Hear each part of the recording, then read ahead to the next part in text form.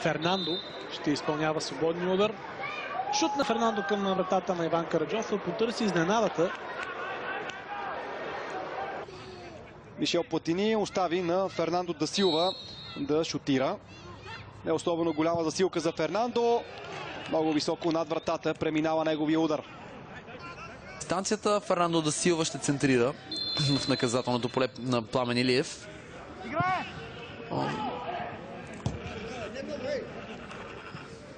Странно решение.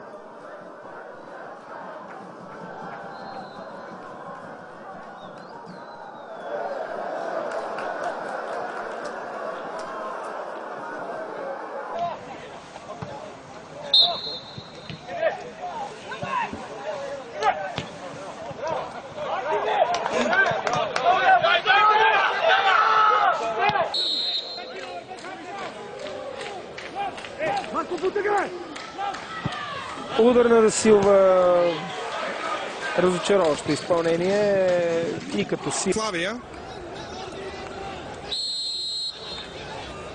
Да Силва е за топката. Много лошо изпълнение на Да Силва. Право в ръцете на Адамс.